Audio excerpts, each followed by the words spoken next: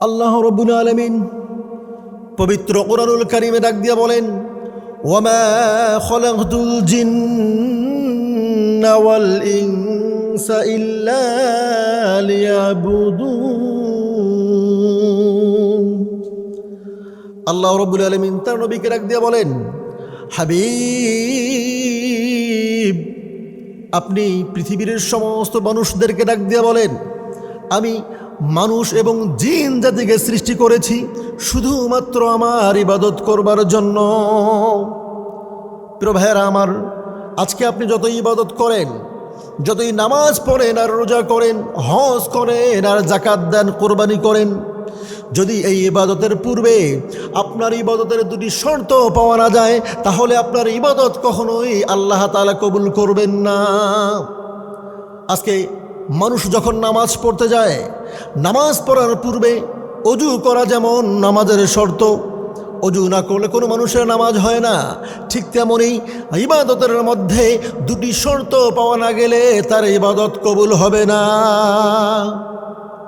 আল্লাহ রাব্বুল আলামিন সূরা বাইনার মধ্যে ডাক দিয়ে বলেন, ওয়ামা উমিরু ইল্লা লিয়াবুদুল্লাহা মুখলিসিনা লাহুদ্দিন।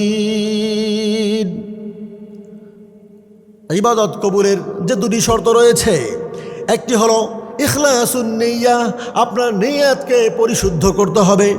দ্বিতীয় নম্বর হলো ইত্তিবাউস সুন্নাহ। এই ইখলাসুন নিয়্যা সম্পর্কে আল্লাহ রাব্বুল আলামিন কোরআনুল কারীমে বলে দিয়েছেন, হাবিব, আপনি পৃথিবীর সমস্ত মানুষদেরকে ডাক দিয়ে বলেন, তারা যেন শুধুমাত্র আমার সন্তুষ্টির উদ্দেশ্যে ইবাদত করে, আমার সন্তুষ্টি ছাড়া, এই নিয়ত ছাড়া কোনো মানুষ যেন কোনো মানুষকে খুশি করবার উদ্দেশ্যে ইবাদত না করে। মানুষের ইবাদতের মধ্যে কোনো প্রকার লৌকিকতা যেন পাওয়া না যায়।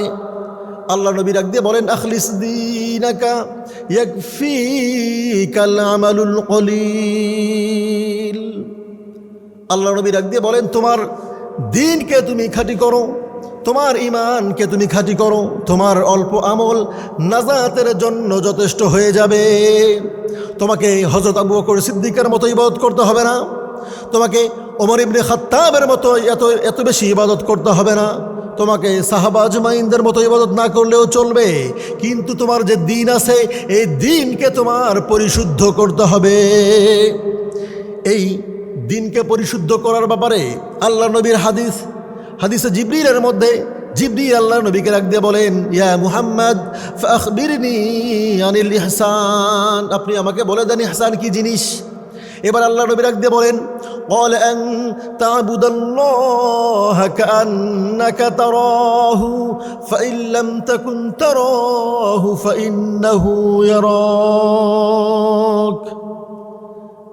ইবাদত তুমি এমনভাবে আল্লাহর করবে যেন তুমি মনে করছো তুমি আল্লাহ রাব্বুল আলামিনকে দেখতে পাচ্ছ। যদিও তুমি আল্লাহ রাব্বুল আলামিনকে দেখতে পাও না, কিন্তু তোমার ইবাদত তো আল্লাহ রাব্বুল আলামিন দেখতে পায়। এই হাদিস বুঝাতে গিয়ে একজন শিক্ষক তার ছাত্রদেরকে বললেন, আগামীকালকে আমার কাছে তোমরা একটা করে মোরগ জবাই করে নিয়ে আসবা। শর্ত হলো, মোরগ যে জবাই করবা, এই মোরগ জবাই করা অবস্থায় কেউ যেন দেখতে না পায়। ছাত্ররা পরের দিন সবাই মোরগ জবাই করে নিয়ে আসলেন। একজন ছাত্র মোরগ জবাই করতে পারে নাই। ওস্তাদজি ছাত্রদেরকে ডাক দিয়ে বলে, এই মোরগটা তুমি কোথায় জবাই করছো? ছাত্র বলতেছে, গভীর রজনীতে আমি এটাকে জবাই করেছি। আর একজন ছাত্র বলতে লাগলেন, আমি পাট ক্ষেতের ভিতরে ঢুকে জবাই করেছি। আর একজন ছাত্র বললেন, আমি পানির ভিতরে ঢুকে এটিকে জবাই করে নিয়ে এসেছি। প্রিয় ভাইয়েরা আমার, একজন ছাত্র, যেই ছাত্র জবাই করতে পারে নাই, আজ তো মোরগ ওস্তাদজির সামনে নিয়ে এসেছে। ওস্তাদজি ডাক দিয়ে বলেন যে, তুমি এই মোরগটা জবাই করতে পারো নাই কেন? তুমি কেন জবাই করে নিয়ে আসো নাই? ওই ছাত্র বলতে লাগলেন যে, ওস্তাদজি, আমি এই মোরগটিকে জবাই করবার জন্য গভীর রজনীতে অন্ধকার মাঠের ময়দানে চলে গেলাম। আমি ময়দানের মধ্যবর্তী জায়গার মধ্যে চলে গেলাম। আমি ভাবতে লাগলাম এখানে আমাকে কেউ দেখতে পাবে না, কিন্তু আমি ওখানে গিয়ে দেখি এখানে কোনো মানুষ আমাকে দেখতে পাচ্ছে না, এটা ঠিক, কিন্তু আমার রব তো আমাকে এখানে দেখতে পাচ্ছে। আবার আমি পুকুরের মধ্যে নেমে পড়লাম, পানির ভিতরে ডুব দিলাম জবাই করবার উদ্দেশ্যে। সেখানে ভেবে ভাবতেছি এখানে কোনো কিছু আমাকে দেখতে পাচ্ছে না, কিন্তু আমার রব তো আমাকে এখানেও দেখতে পাচ্ছে। আমি যদি এখানে জবাই করি আমার রব এখানেও তো আমাকে দেখে ফেলবে, এজন্য আমি জবাই করতে পারি নাই। ওস্তাদজি বললেন, আমি তোমাদেরকে এই শিক্ষাটাই দেবার জন্য মোরগ জবাই করতে বলেছি। তোমাদেরকে মনে রাখতে হবে, তোমাদের সব সময় তোমাদেরকে আল্লাহ রাব্বুল আলামিন দেখতে পান।